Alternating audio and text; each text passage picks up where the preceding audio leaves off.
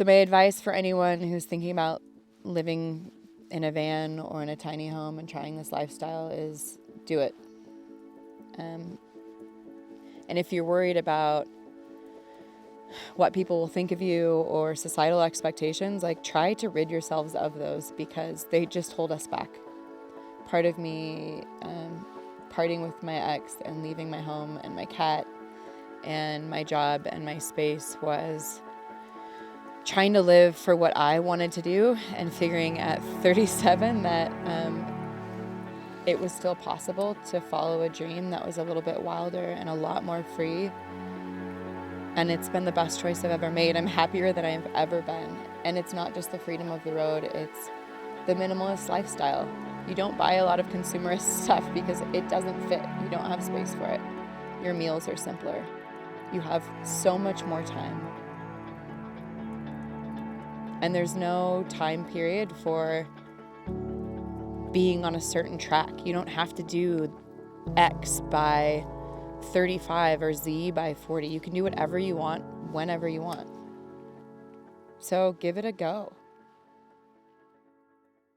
Hi, my name's Brynn. This is my 2005 Dodge Sprinter. Let me show you around. This is mid-paint project. Still working on it. Still got a lot to go and might mix up some slightly different colors, but you can see where I'm going with patterns. I love patterns, if you can't tell. They're all over the place. I have this old school but high quality nor cold fridge that I typically just use as a cooler, so I don't have to use my propane or take that huge wattage off the solar, but stores a lot, has good insulation, have a 3-top cook stove and an oven.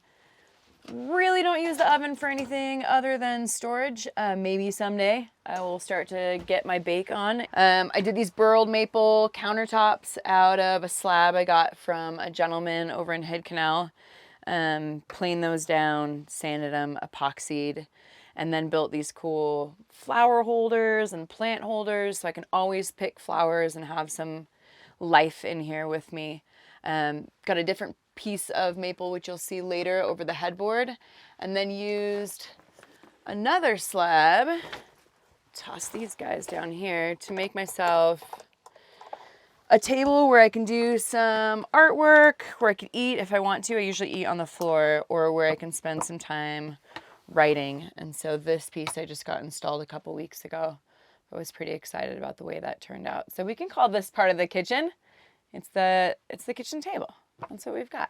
This, like a lot of other Sprinters, is on a pin and could pull out and spin around. I just found that I love sitting cross-legged on the floor with friends. We eat on the floor, we play cards on the floor, and so I wanted to utilize this space that was just metal behind it. So I built this little shelf, which has been great for just the things that I need to have ready: toilet paper and some slip-on shoes. Always books, because I never have enough storage for books. Got my racks up here for some extra storage for the things that I use on a regular basis, mostly hiking stuff. So my day bag or my running bag. The van gives so much freedom, not just to go and stay anywhere I want to go, but because I'm not going home and cleaning the bathroom and, I don't know, putting my laundry away. It's so minimal that my responsibilities to it and to taking care of it are minimal.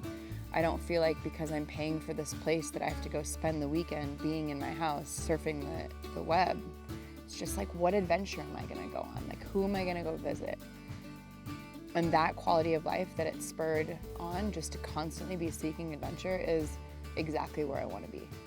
So before we get into the bedroom, completely more storage closet type stuff, these are the aforementioned drawers. So I'll show you just how far back these go. I was proud of them and how just burly they are and how much they hold.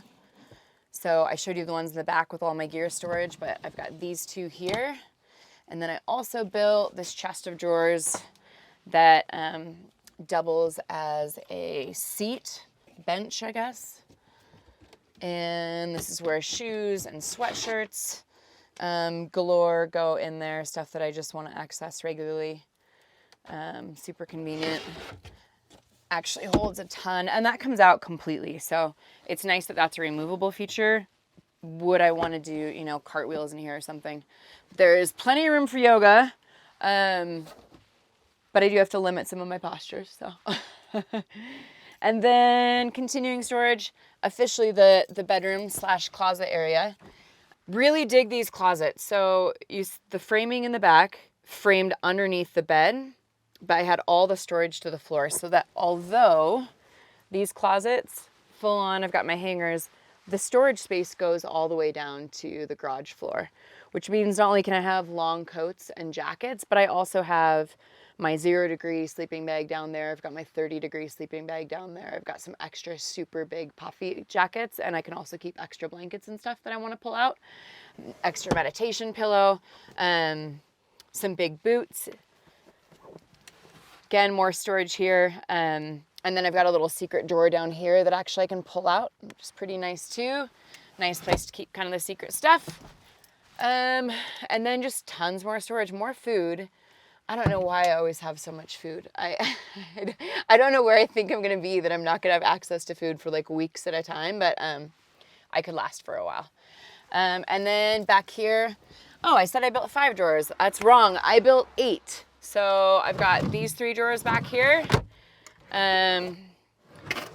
These are my socks, underwear, bras, and bathing suits, which shows you just how much underwear apparently I have and think that I need to live in a van. But I guess that's the most important stuff, right? Like everything else you can wear a lot. It's good to have lots of underwear and socks. This nice lighting back here is just my reading light area. And if obviously I want to get into storage and see what I'm doing, that works well. This was, I think until I got to that pull down table, probably the crown and joy of my woodworking achievement. This bookshelf brings me great joy and makes me feel like I'm at home because I have my plethora of books and playing cards and even puzzles and singing bowls and incense and my mate. But it was pretty hard to create. So these angles, and anybody actually that's worked on a sprinter knows that it's only straight. It's really, the walls are never straight anywhere. So all the paneling and all of the shelving, everything is at an angle pretty much the whole way. And then actually also sprinters curve like this slightly as well.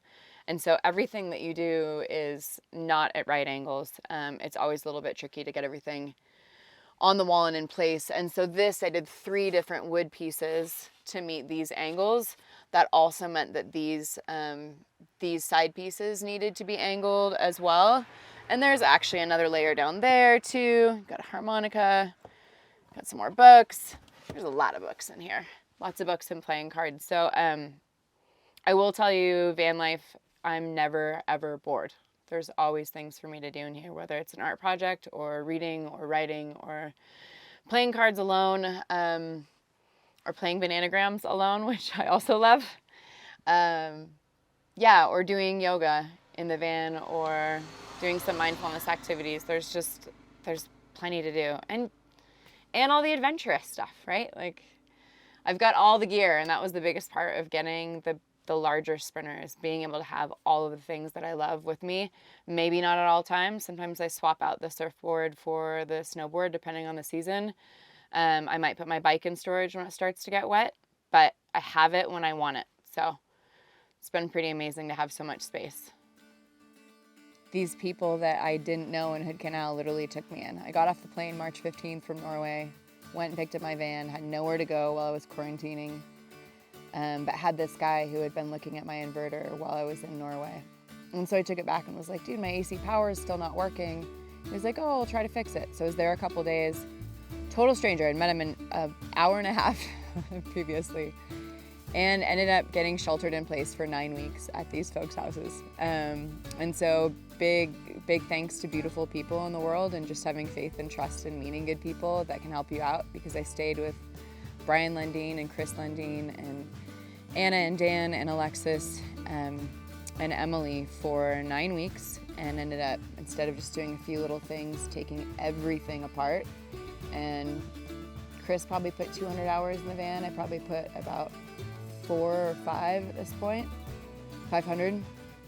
And then as it was getting livable again, I was taking off, going to White Pass, doing a lot of splitboarding in the spring, doing some surf trips, and then luckily by June it was ready to go, and I took off down through Oregon and Idaho and Utah and Arizona, and then back up the California coast surfing in Oregon for a month. And then from then on, I mean, July and August have just been adventure all over the place, mostly Northwest, keeping it Northwest, but up and down to Bellingham and Mount Baker Wilderness, out to the peninsula, lots of time on Hood Canal, on boats, adventuring. In and out of Rainier, it's always my heart, it's always where I end up back.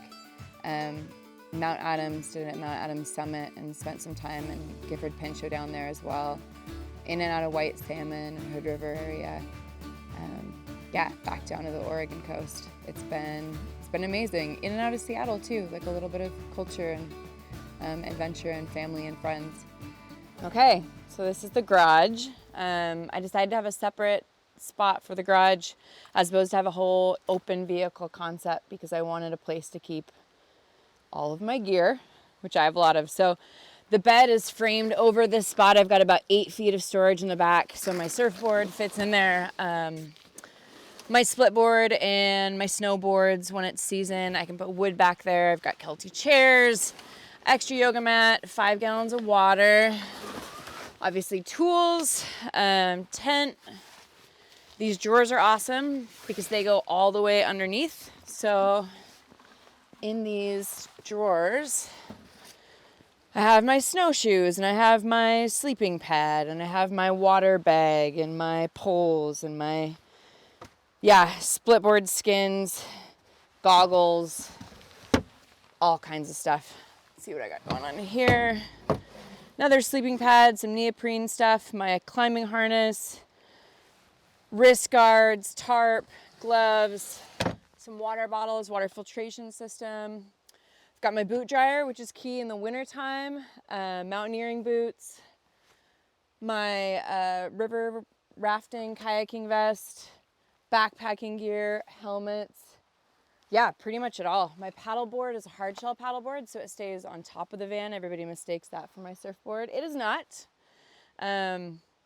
This is where my power, my battery bank is. So this actually pulls out. I don't need to pull it out very often, but it does pull out. I've got 4 6-volts, and then my inverter. Yeah, 2000 watt inverter, works pretty sweet. Got some storage on the side as well, so I can tuck in some fire starting material or some tools and some straps and some oils, paints and stuff go back here too, any tools that I'm working on the road with. So my job now at Graham Kapowsin High School is actually an instructional facilitator, also known as an instructional coach.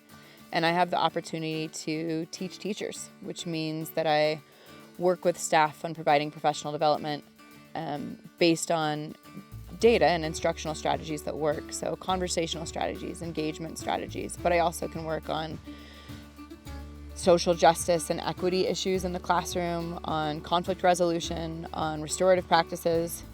And it's been an absolute honor because not only do I get to continue to further develop my toolkit for what good teaching practices are, but I get to make a huge difference in education in a different way. Instead of working with students directly, I get to mentor teachers and co-teach with teachers and work on curriculum development with teachers, have conversations with administration about the needs in the school, and also hear from teachers on what they think the needs of the school are. They tell me about the beauty in their school, and they tell me about what they would like support with. And I've been thoroughly blessed to have the opportunity to work in this particular capacity. If you want to stay in touch at all, you can follow Brynn Utella at Instagram. Brynn Utella on Instagram. My handle is at Brynn Utella. It's BRYNN UTELA. BRYNN UTELA. That's my name. And then my YouTube channel is The Possibility of Everything. And that's just getting started. Some adventures and musings from the road. But I'd love to hear from you. And I hope you continue to seek out a life of adventure and wild spaces that fill your heart and your soul with joy. And then I hope you go out into the world and spread that joy.